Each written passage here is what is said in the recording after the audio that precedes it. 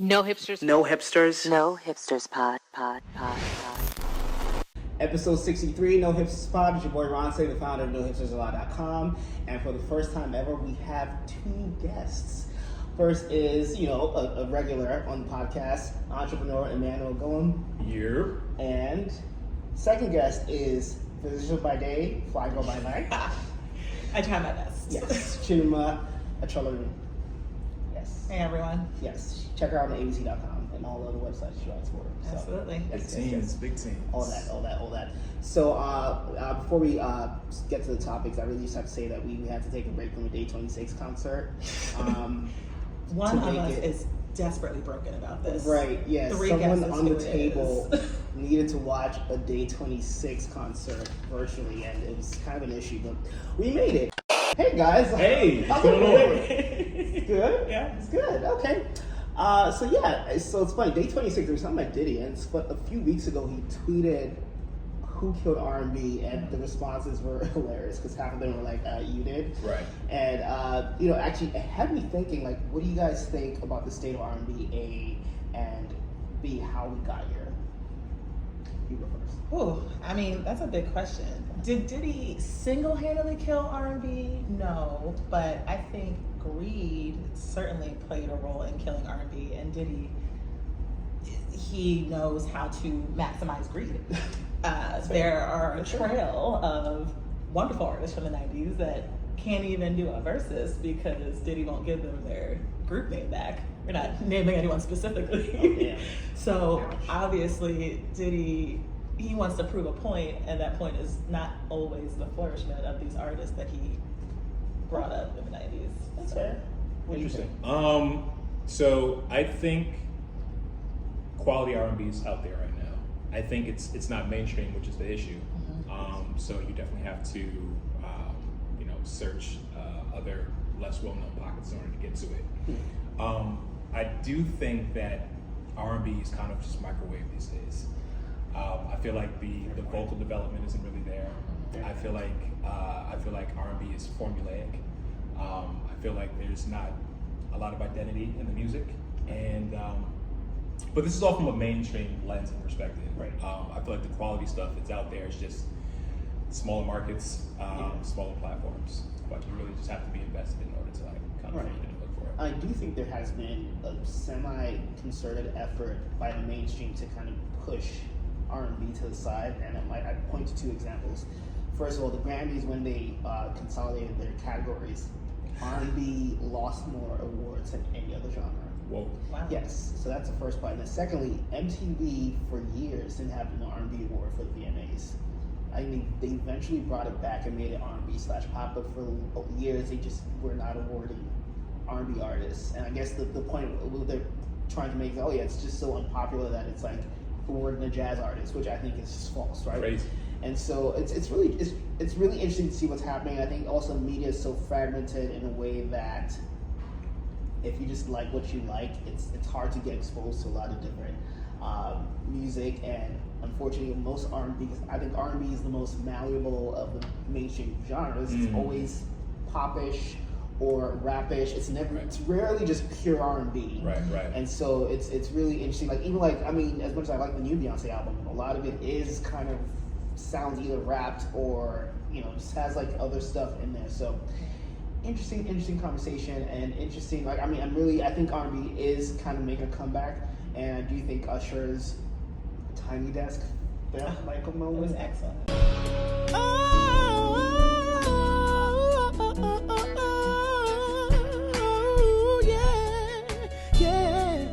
Yeah, you, my number one.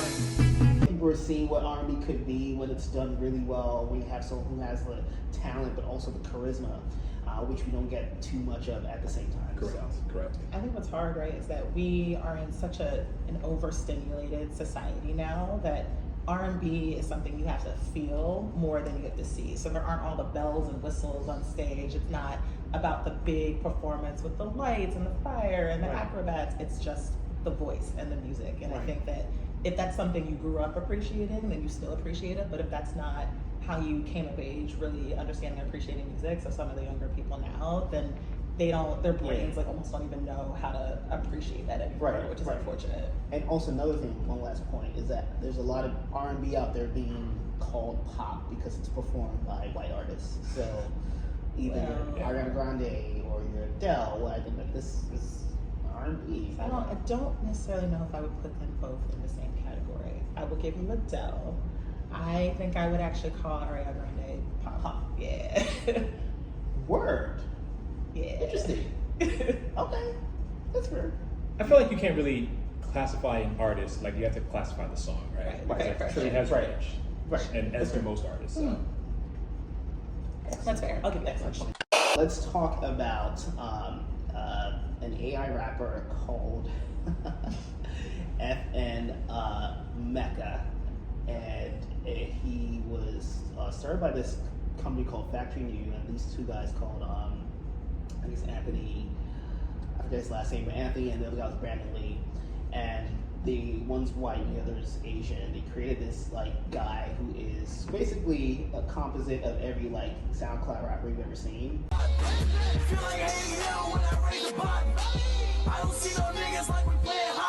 Has colored skin. I said my assumption is that it's a black person. Sure. Of course, the hair was dyed green, but he's using the N word, and like people are like, okay, what? I mean, why is he saying? I mean, if he's technically Highly questionable. Yes. yeah, and even more so because this was created by people who aren't black, right? Right. Now, of course, the guy who actually voices the rapper is black, and apparently he got gypped out of like money apparently. They came to me with this AI shit and was like, would I want to be the voice of it? And I thought it was going to be like some collaboration.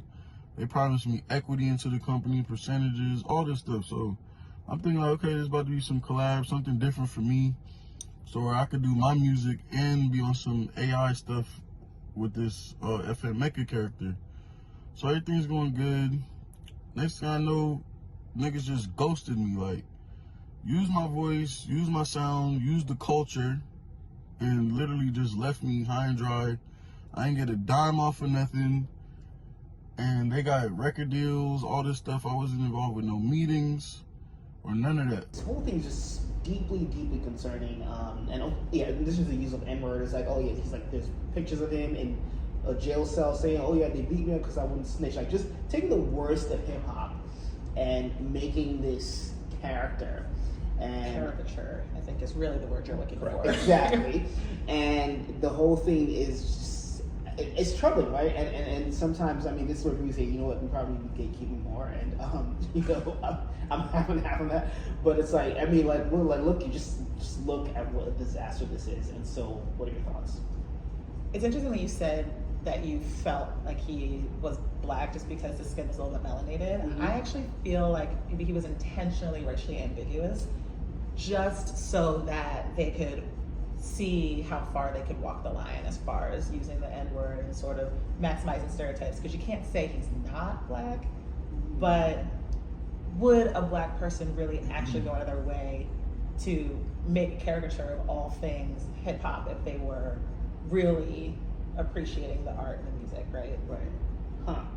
Solid point. I mean, you're making a fair point because it's like, yeah, I mean, he's clearly not white, right? And racial ambiguity is so in right now, so. List, absolutely. So to build on top of that, my understanding from what I've heard about FN Meka is that he was basically like a composite of millions of data points from social media profiles and video games. And they basically like followed an algorithm in order to like put him together to make him as tasteful to as many like different demographics as possible. And ultimately, like what That's they a more had, PC way of saying racial ambiguity. correct. So, Good job. ultimately, what ends up happening is like they made this like digital blackface, right? This Wow. this Yeah, That's a guy, bar. That's a bar. is caricaturizing Take this on. blackness and is promoting the worst parts of like materialism, which is like super over the top, right? Yeah. And everything is like very With the Gucci blingy, Rolls Royce, and like just everything, like super yeah. tacky. And it's almost like they created a character that is essentially like fetishizing blackness. Mm-hmm. And it's just another example of our culture being rocked in the worst way possible. Yeah, it's terrible. It's funny when I first heard this one's for the Nigerians out there. When I heard the name, I was like, what? Oh, now that I think about it, right? Meka. You said Meka. I said, no, what would you do to the slave? I was like, I wrote that too. Let me tune in. Wait a second. But yeah, so I'm glad because we actually didn't talk about this before we started. I did interpret it the same way. And I was like, nah. We can't claim you. No. Right. Yeah. Interesting. But yeah, the whole thing is a mess, and I'm just not sure what the thought process was.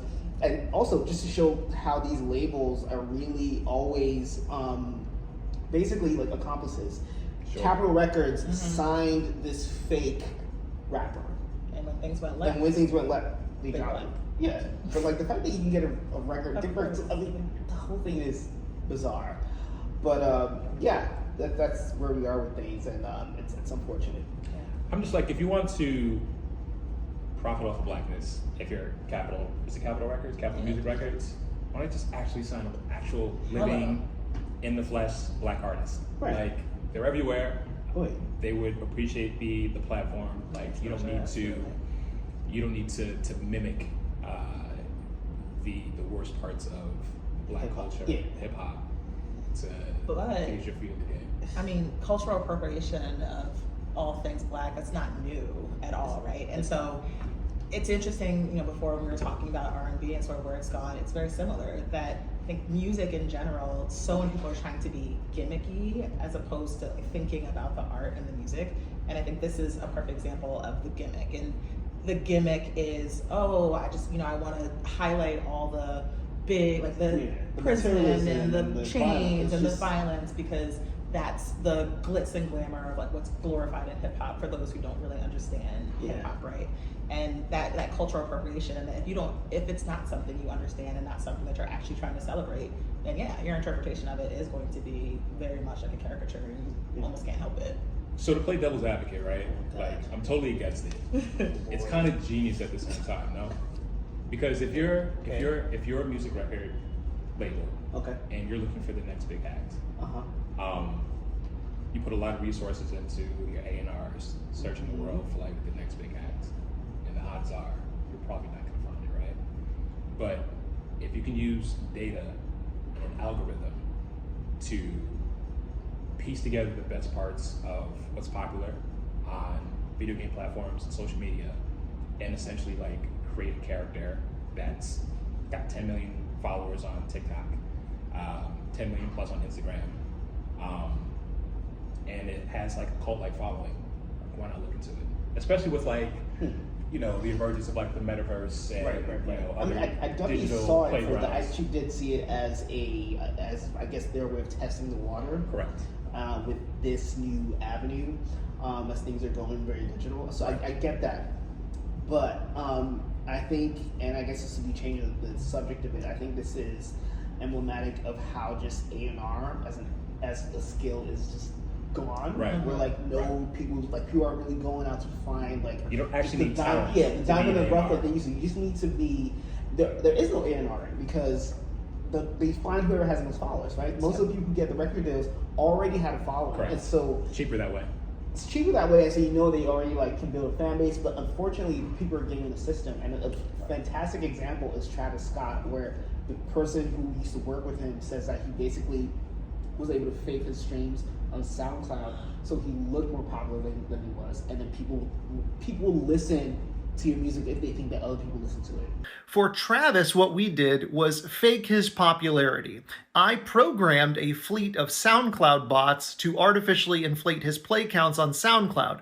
This told record label executives that he was much more popular than he actually was. We also did the same thing early on with Twitter. You may have noticed, and somebody made a joke about it, that his early followers could make an omelet because they were all eggs. We used software to enhance his visibility via the wrong means. There's an HBO documentary that basically created influencers out of three random kids. Right. Bought them tens of thousands of followers, and after a while they started getting tens of thousands of followers organically because people believed that they were popular.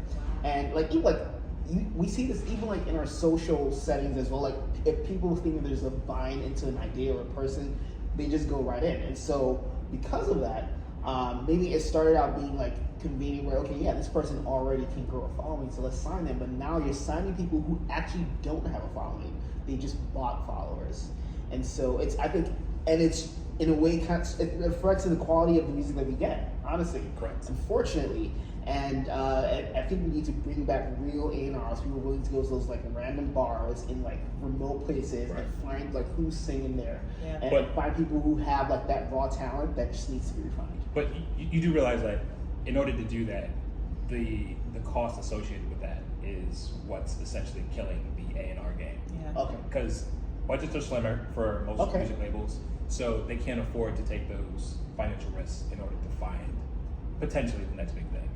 So what we're getting is, algorithm-driven industry plans, essentially. Unfortunate. Yeah. Absolutely unfortunate. But I mean, how much money does it cost though? I mean, even if like just stay in one city and go to the bars, how much could that really cost? I mean, in an economy where, pockets are already tight, profit plays a bigger piece than we're ready to admit. And it's probably less about the discrete dollar amount and more about the return on investment, right? So whether or not this diamond in the rough they find is actually going to get them money back, I think is really the bottom line. And since you can't be sure that putting out that much money, even if it's not, quantifiably that much money, I think it's hard. Let's talk about Nick Cannon, who announced that he is expecting what would be his 10th kid. Just a few months ago, he actually said that he's expecting at least 3, and he wasn't lying. So there's Bree Tiesi, who actually just delivered, Abby La Rosa, who had a pair of twins for him just last year, and now she's expecting another. And then Brittany Bell, who'd had a son and a daughter for him, like right after Mariah, and now she's expecting her 3rd. I think a big part of the story is not just that he's having more kids, but he's having more kids with women, for the most part, who've had kids for him before. He's also had a child pass in the last year, which makes this all kind of cancer. Yeah, something I'm sure you probably know more about the, as a resident. I'm not a resident anymore. I'm done now. Thank you. Excuse me. As our resident, as a resident podcast, not a resident anymore. Not a resident Thank you. But as our go-to pediatrician, you probably know a little bit more about that condition. But yeah, I mean, he's only just lost a kid just in the last 8-9 months, and the fact that I'm not saying your life stops, but it just feels a bit gross, and this is not normal. I'm sorry. See, that was interesting. This is probably going to be an unpopular opinion, but particularly in pediatrics and sort of seeing parents, I realize there is almost always at least a little bit level of narcissism that goes into becoming a parent. Period. We was just having that conversation in a kind of way, like right before we started filming, and how like there's a lot of ego attached to like just. Because you have kids, right? Because you want to make sure there's something of you that can be left behind when you die, because we all die, right? Yeah. So I think everyone has a little bit of egotism that has to be met with parenthood. Nick Cannon is on a whole different level. I think that there's a couple things that I see at play. So one, I saw this post on Twitter today that I thought was really interesting. Someone had mentioned about how he has lupus, and he has complications from his lupus that have affected his kidneys. And so it's like very, very bad. He could potentially like die at any point. And someone argued that he's having all these kids so that in the event that he needs a kidney transplant, he's got options to pull from. And I had not even gone down that road. But you have to stop and think about it. You have to stop and think about it. And it's gross, but you would be horrified how not uncommon that much kids.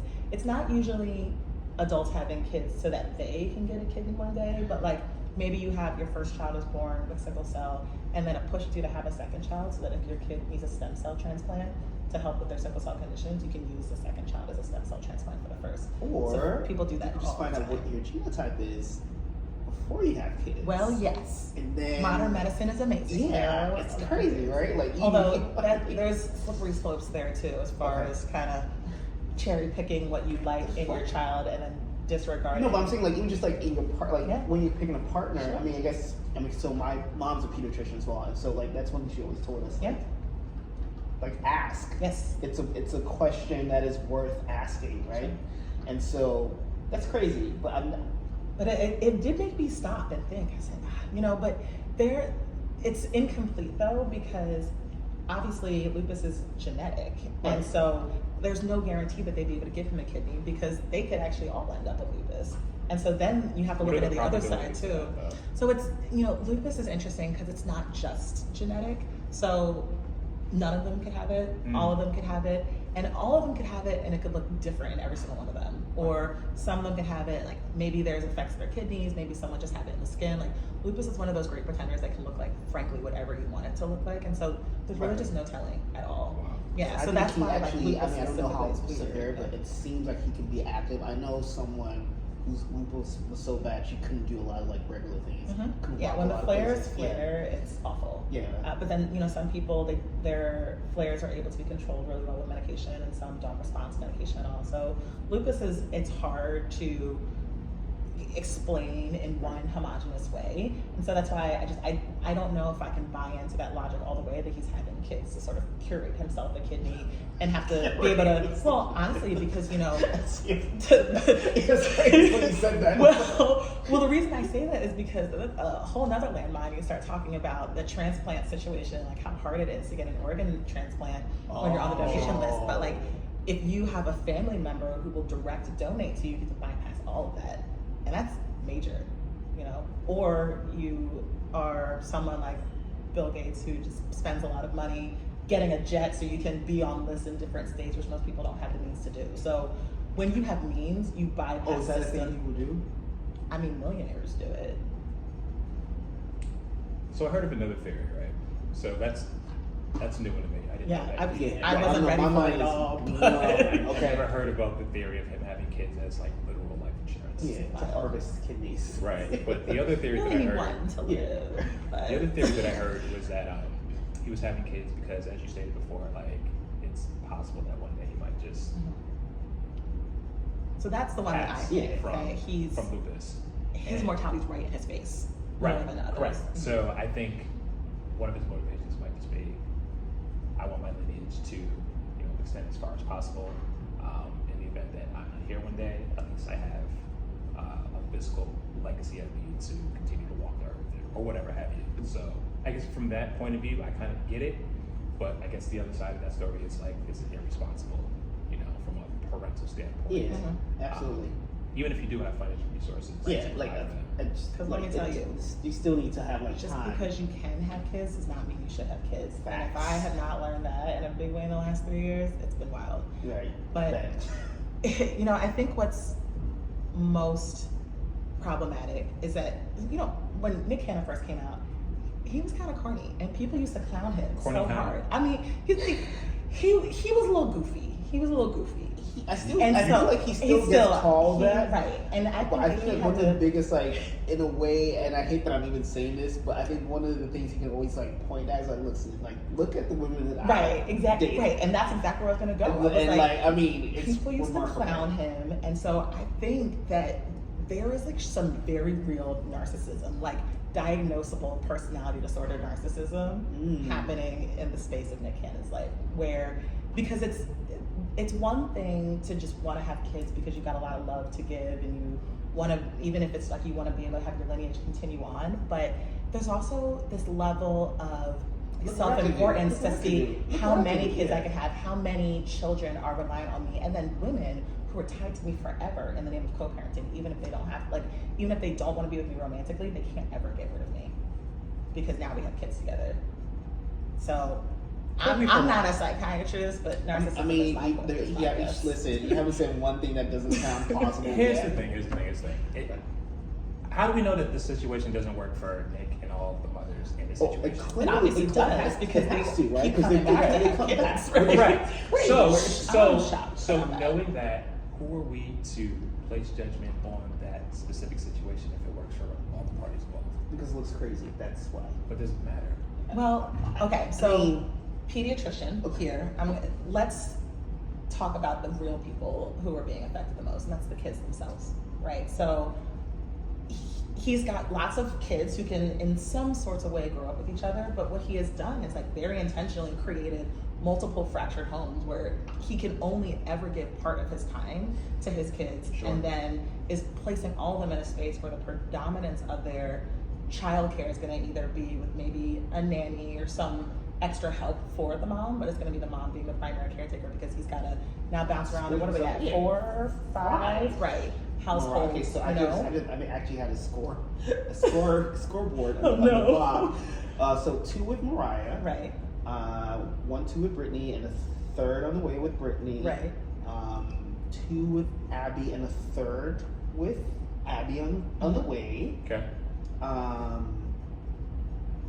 Alyssa Scott, unfortunately deceased, and then Bree T.S.E. Yeah, So 5.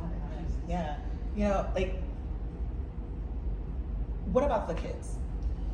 What about the children? And that's all I'm gonna say. Like, what about the kids? Even if, like, money doesn't fix everything. And we talk a lot in pediatrics about adverse childhood experiences and how the things that you experience and you see and you witness and you have to endure as a child, the way that they play into what will happen to you and your health as an adult. And so I think that it would be irresponsible for us not to at least have a conversation about the psychological ramifications of what he's doing to those children and how that's going to play out to them as they grow up to adults. Especially if there is this piece about one day he's going to ask one of them for a kidney, because that's wild.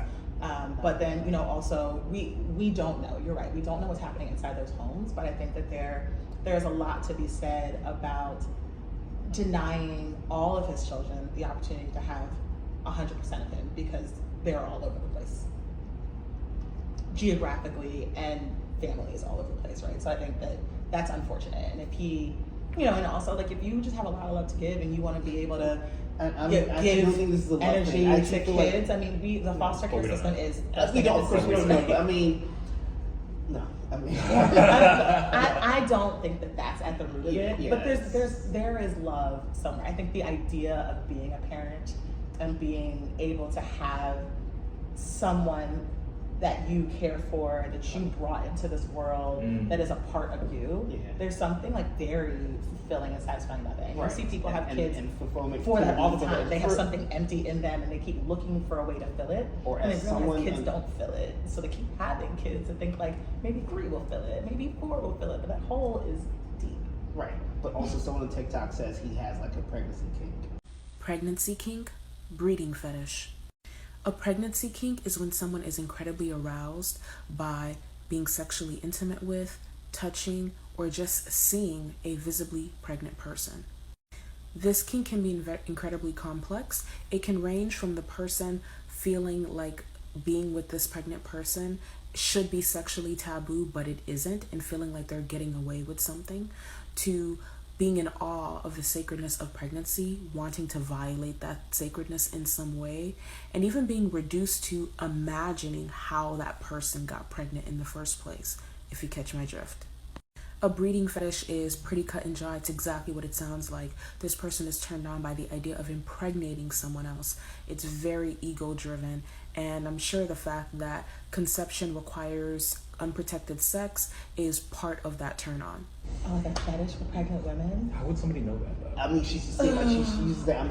I just put my so mouth a little bit. because we're all like theorizing it, so who really knows? But hey, listen, small power. I guess Fetish for pregnant women. Why did you drop that on me right now? Oh my god. But yeah, who really knows what's going on in the canon? I really would hope he stops, but I actually don't think this is the end of it. So we'll see. But how old is Nick Cannon now? He's 41, about to 42. Wow. Yeah. So he has a lot of time to do like. Not a lot of time. I was about to say, like, soon we got to start talking about advanced maternal age, which we don't spend enough time talking about, and that age is actually 45. So like, let's put that out here right here, right now. Okay, exactly. So the same exact statistical risk factor for like autism and other developmental delays for women over the age of 35, men over the age of 45. So Nick Cannon, TikTok is all I'm saying. Okay. All right.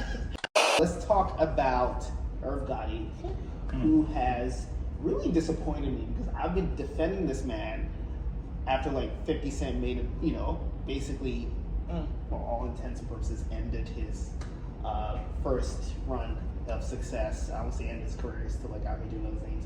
But like I've always felt like, you know, I felt bad because like, you know, Irv Gotti gives us a lot of good music and, you know, produce a lot of good artists, and I've always felt like, you know, this is someone who's just important to hip hop and R&B. However, in the last, actually for a long time, but more, you know, specifically in the last 6 to 9 months, has been talking about a very short-lived relationship with Ashanti that happened almost 20 years ago. She used to wear these juicy sweats and her ass was looking fat. Her ass was looking great. So one day I was like, yo, I'll take you home. She said, bet, cool. I walk her to the front door of her crib. She turns to say goodbye.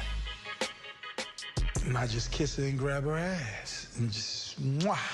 And to the point where everyone's now uncomfortable.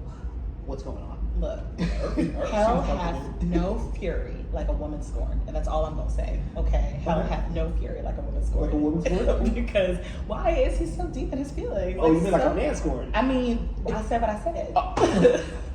Oh. Okay. As in, he is being like very emotional for no reason. You know, we often, like that term, right, comes from the fact that women tend to be the ones that in breakups can't take it and are bringing up old things and being like vindictive and malicious. And yet, here you go, doing exactly that. And we're not spending enough time talking about that. He means to be. He called Ashanti an entire cockroach, okay? He did. Cockroach. He did. He said that. Cockroach. He said that she, I think it was in the same Drink Champs interview where he says that after the FBI raided Murder Inc., she ran away like a cockroach. He said like he made her. Correct. And he also said, I can say that because she hasn't had a hit since she worked with me. But the point is that he's barely had a hit since he worked with her. So that's why I said what I said. So, a cockroach. The whole is. I feel like I don't think he's trying to be vindictive. I think he's trying to announce to the world of what he was able to achieve. Right. Sure. I think it was like, listen, like I was with this really beautiful woman, sure. And he wants everyone to know because he's proud of that. And not that makes it any less weird, but I think that's what's at the root of this. Like, hey, look at me. But we don't have to lift ourselves up by pulling other people down. Period.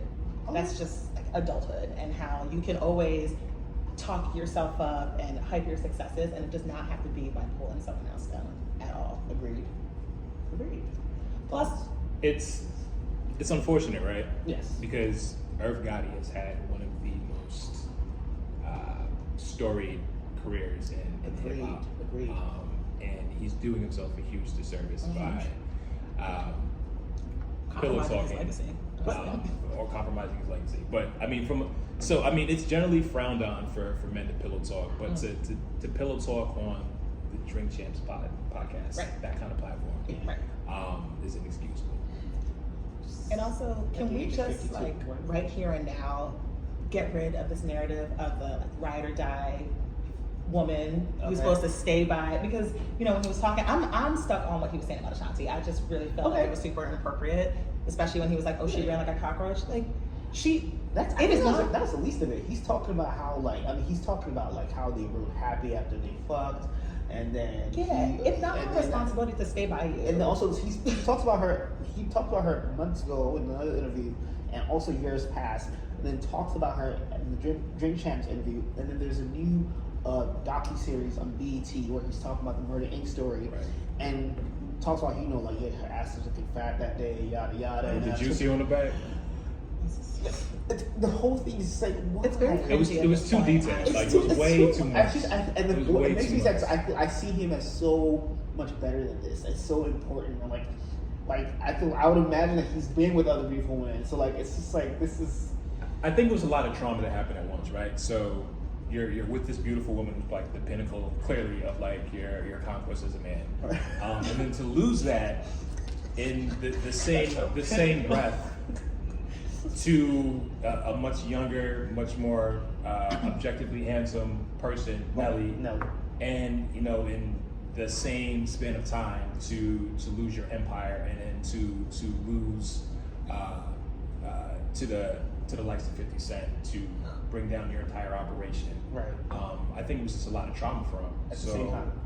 20 years, that actually might be the amount of time that he might have actually needed to process and kind of get over, kind of work through that. So I'm allowing him a little bit of space to kind of, because he's never actually come out. Just what you just said. He's never actually come out publicly and got it off his chest. I love that. Yeah, we don't really know if he's had a chance You know, to really because black men process really this. need that space. They need to know that it's okay to have feelings and to find healthy ways to talk through trauma. I love that. I'm with it.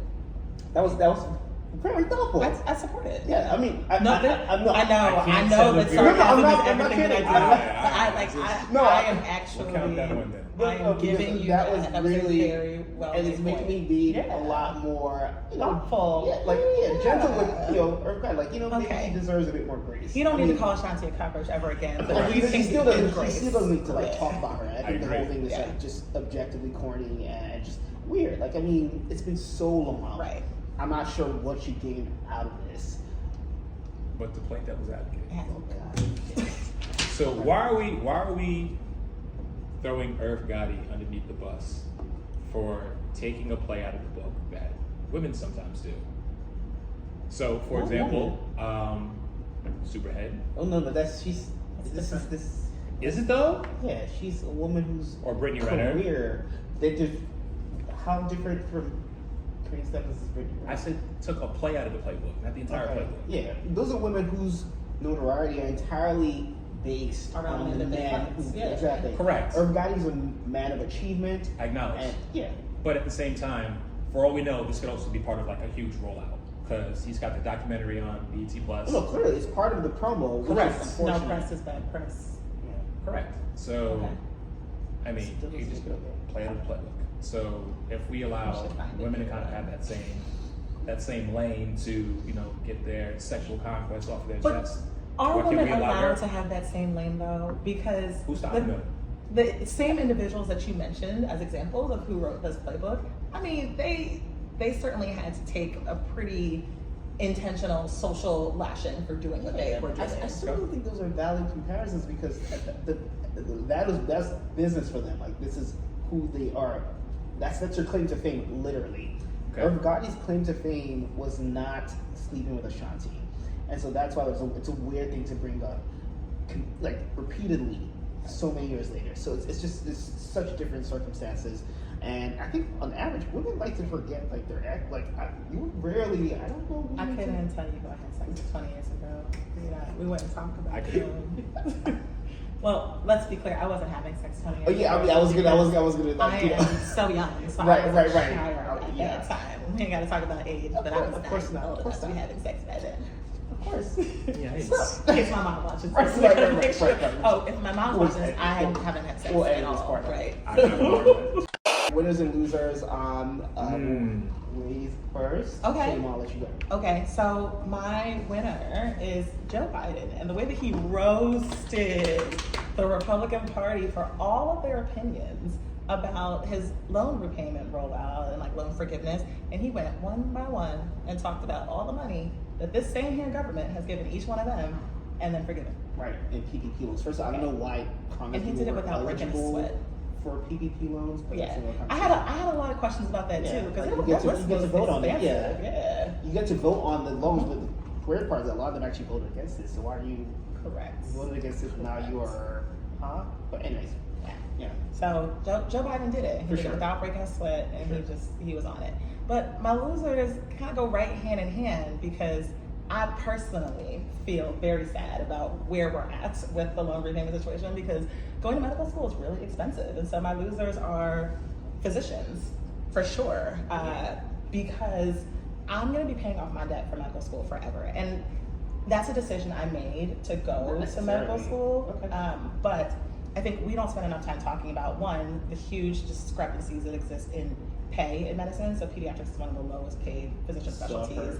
And there are nurse practitioners who will make more in their career than me, honestly, which is really sad to say out loud, but true financially. You do God's work, so. But I am doing God's work. I did not go into medicine for the money, but I walked out of medical school with the exact same debt as my classmates who went into plastic surgery or go into dermatology, who are making 3 to 4 times more than I will ever see in my life, right? So I think that, it's really unfortunate that we were also the same people, especially those who were in training during the pandemic. Like we train in a space and place that no other physician can ever say really dictated the way that they learned medicine for the first time and learned to provide care, and continue to have to be that first line and the guinea pigs for all that we were trying to figure out on a day-by-day basis with COVID, and got nothing for it, but literally a round of applause as we were leaving the hospital. I mean, that's it, right? We were healthcare heroes, and then we were people trying to rob the government of money because we should just pay back our loans. Oh, how the tides have turned. So, sorry, physicians are my losers, sadly. All right. So I'll start. Winners of the week. I'm going with Jay-Z for dropping what could arguably be the best verse of his entire life on. So that's kind of been like the fanfare, right? Yeah, it's been his Okay. best verse of his entire life. It's good. I don't know about best verse. It's up there, top tier. 9 out of 10. Literally going crazy about it. But I There's guess a lot more material to pull from now, right? what do you mean? Like he's had more life, and so he has more things to talk about. So I think he has more range in this particular verse than he would have had like 10 years ago or 15 years ago. Right. So maybe that's the best of it, because it's. But not even just, just his creative juices are clearly still flowing. Absolutely. People lose it after a Still while. got it. Yeah. Still got it. Still very, very much lyrically inclined. Yeah. Okay. So highly recommend you give it a listen. Okay. It's on Khaled's album, God Did, track 2, I believe. So definitely tune in. Losers. Man, the Nigerian Massive took a tough L last weekend. Talk about it. 2 dual losses. It's too soon. It's too soon. I was trying to avoid it because I'm still hurting. And Anthony Joshua on the same day. I'm just now at a point where I can talk about it a little bit. I was at the barbershop kind of chopping it up today. It hurt. But Kamaru Usman got knocked out in the 5th round. Memed out of here. He really is. And he's taking it like a champ too, because he's got the rematch coming. It'll be a rubber match, so it's 1-1 between the two. And I have no doubt that he'll get his belt back. I hope so. Anthony Joshua, on the other hand, I think is a broken man. I think by taking the loss the way he did, he's now 0-2 versus Usyk, and then the rant afterward. I don't know what's been said. He's coming back into the ring, Anthony Joshua. He took hold of 2 of the belts, the Ring Magazine and the WBA Super, I think. What's he doing here? I don't care about strong, I have to have skills. And he threw them down. Skills in boxing. Why? You're not strong, how did you beat I'm not sure his team understood it. Because of skills. I have character. And determination. Listen.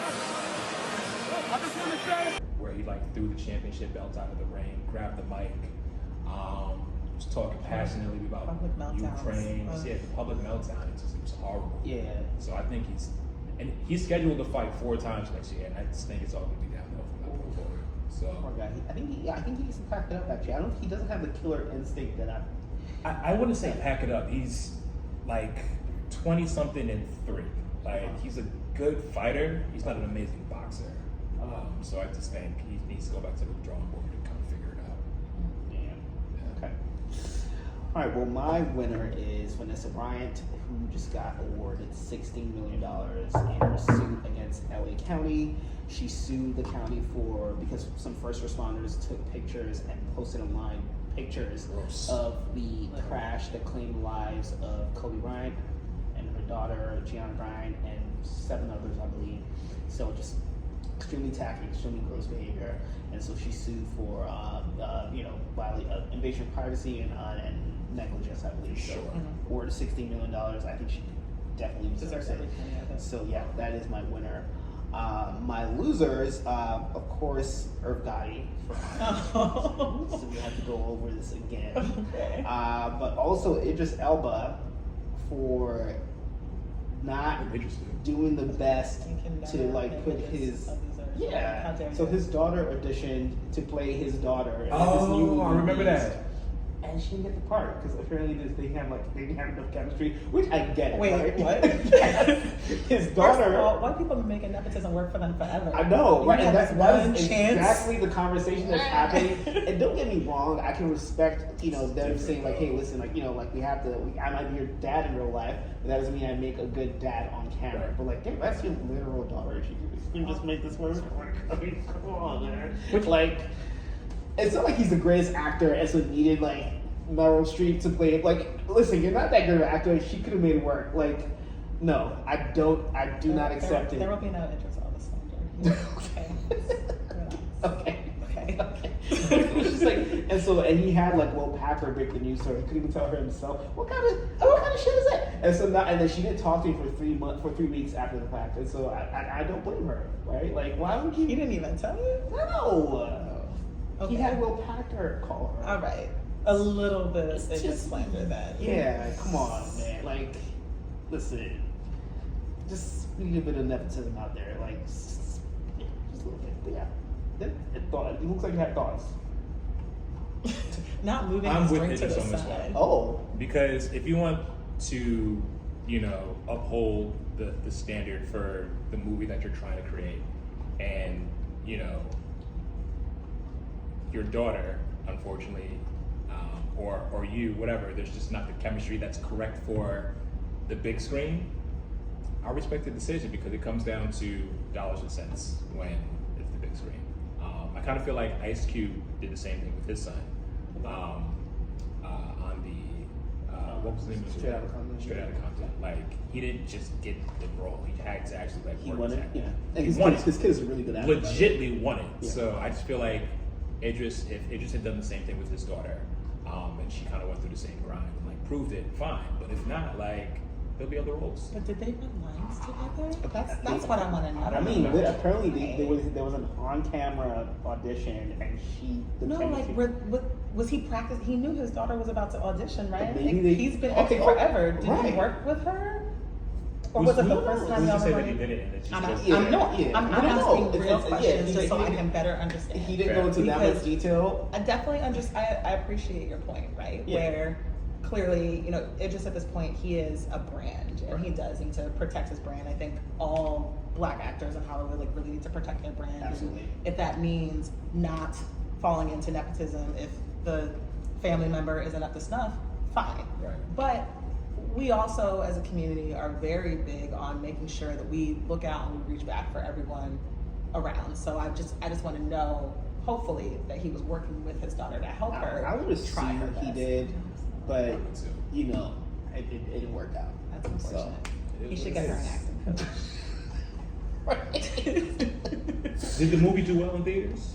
That was actually the other question I was gonna Yeah. ask, because you were I haven't talking seen it. about the caliber of the movie, and I was like, but what is the caliber of the It just movie? it's Is a the movie where question. he's like fist fighting lions. It looks ridiculous, but it's so interesting because I'm like, maybe it's just 20 years ago, but like this 50-year-old man is fighting lions. Is that believable? I don't think fighting lions is believable. I said we watched the movie. Okay. And then give After it the to day you. 26 counts. Correct. Which is actually great timing. Great timing, everybody. Right. Thank you so much for stopping by. Before we leave, let the people know where they can find you on social media. Yeah, so I am on all the socials, Dr. Chi _PedsMD. That's DRCHI _PedsMD. All right. Twitter, Instagram, Consummate Style. Oh, look at that. All right. Keep it nice and simple. Yes. Episode 63, No Hipsters Pod. Talk to you next time. Bye.